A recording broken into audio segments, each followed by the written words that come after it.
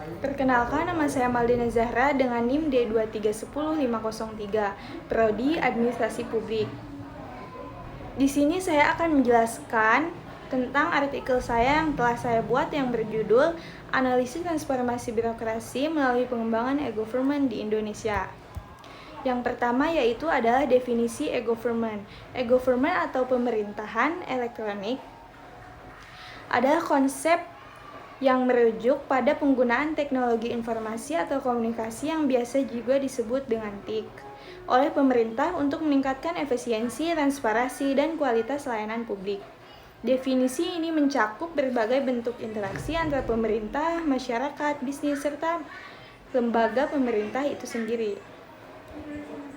Yang selanjutnya yaitu adalah tujuan e-government. Tujuan e-government sendiri diantaranya yaitu adalah meningkatkan kualitas layanan publik, meningkatkan transparansi dan akuntabilitas, mendorong partisipasi masyarakat, pengurangan biaya dan sumber daya, membangun jaringan informasi yang efisien, menciptakan tata kelola yang baik. Secara keseluruhan, tujuan e-government adalah untuk menciptakan sistem pemerintahan yang lebih responsif terhadap kebutuhan masyarakat, serta meningkatkan efisiensi dalam penyampaian layanan publik. Dan yang selanjutnya adalah manfaat e-government. Manfaat e-government itu sendiri diantaranya yaitu adalah peningkatan aksesibilitas, efisiensi dan pengurangan biaya, transparansi dan akuntabilitas, peningkatan partisipasi masyarakat, perbaikan kualitas layanan, dukungan terhadap pembangunan ekonomi, serta penyebaran informasi yang cepat dan efektif.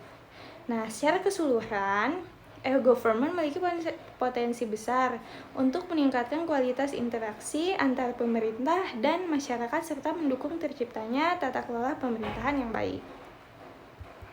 Yang selanjutnya adalah komponen e-government.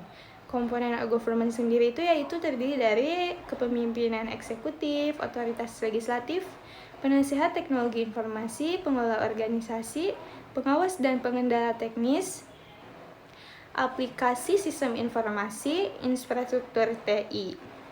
Dan yang terakhir yaitu adalah data dan informasi. Komponen-komponen ini bekerja sama untuk menciptakan sistem pemerintahan yang lebih transparan, efisien, responsif terhadap kebutuhan masyarakat. Yang selanjutnya adalah tantangan dalam pengembangan e-government. Di antaranya itu kurangnya integritas data, SDM yang tidak memadai, infrastruktur teknologi informasi komunikasi yang tidak merata, budaya kerja tradisional dan yang terakhir yaitu adalah anggaran yang terbatas. Yang selanjutnya yaitu adalah studi kasus implementasi e-government di Indonesia. Implementasi e-government di Indonesia menunjukkan hasil yang beragam berdasarkan berbagai studi kasus.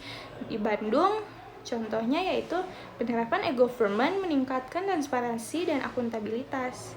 Meski terhambat oleh infrastruktur dan kapasitas SDM, sementara itu studi kasus perbandingan dengan Singapura menyoroti bahwa e-government di Indonesia masih perlu pengembangan untuk mencapai efisiensi yang lebih baik.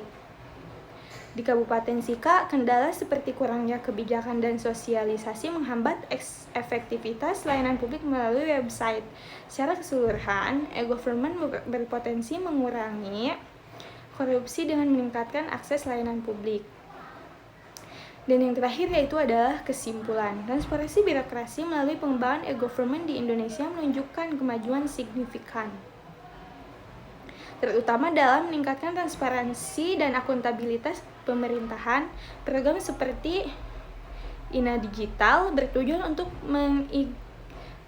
mengintegrasikan layanan publik dalam satu portal, memudahkan akses masyarakat dan meningkatkan efisiensi administrasi. Namun, tantangan seperti infrastruktur, teknologi yang terbatas dan kapasitas SDM masih perlu diatasi. Keberhasilan di daerah seperti Kota Bogor menunjukkan potensi besar e-government dalam memperbaiki kualitas bangun publik meskipun diperlukan reformasi regulasi dan sinergi atau instansi untuk mengoptimalkan lebih lanjut.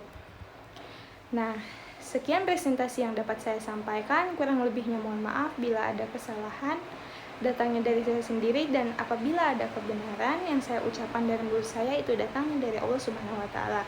Sekian dan terima kasih. Wassalamualaikum warahmatullahi wabarakatuh.